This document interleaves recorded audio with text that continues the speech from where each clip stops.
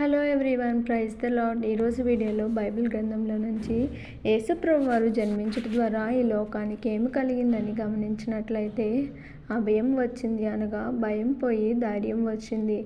మరి యేసుక్రీస్తు ప్రభువారు పుట్టుకలో భయపడుకుడి అనే స్వరము ఎవరెవరితో చెప్పారో ఈరోజు వీడియోలో తెలుసుకుందాము. అదేవిధంగా మనం ఎందుకు భయపడకూడదు, ఎవరెవరు భయపడతారు అనే విషయాల గురించి ఈరోజు తెలుసుకుందాము. మొట్టమొదటిగా యేసుప్రభు పుట్టుకలో భయపడకుడి అనే స్వరము ఎవరెవరికి వినిపించిందో ఈరోజు తెలుసుకుందాము. మొట్టమొదటిగా చూసినట్లయితే మరియతో దేవుడు భయపడకుము, దేవుని వల్ల నీవు కృప పొందితివి అని దేవుడు మరియతో చెప్పినట్లుగా మనము లోకాసువార్త 1:30 చూడవచ్చును. అదేవిధంగా రెండవదిగా చూసినట్లయితే కాపరులతో కూడా దేవుడు భయపడకుడి సంతోషకరమైన వర్తమానము తెలియజేశాడు.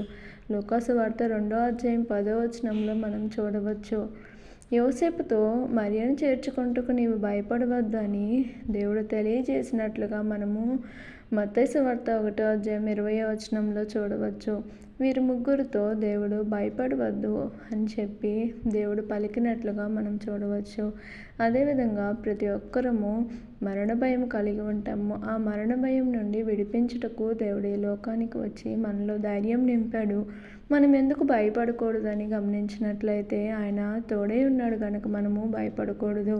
దేవుడు విమోచన కలిగించాడు కనుక మనము భయపడకూడదు.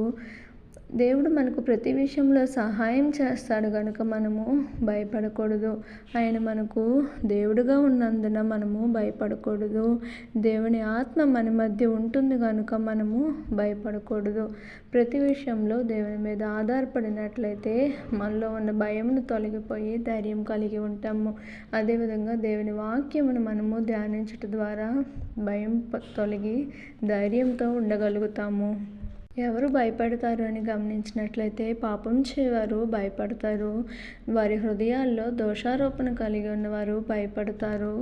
దేవుణ్ణి కలిగి ఉండని వారు భయపడతారు. మనము ఆయన నమ్మి ఉన్నాము కనుక మనము భయపడకూడదు. దేవుడు మనకి నిత్య రాజ్యంను సిద్ధపరిచారు కనుక మరణ భయం అనేది మనలో లేకుండా దేవుణ్ణి కలిగి ఉన్న మనము ధైర్యం కలిగి ఉండాలి. దేవుడు మనకి అట్టి ధైర్యము దయచేయునుగాక. Amen. Thank you for watching.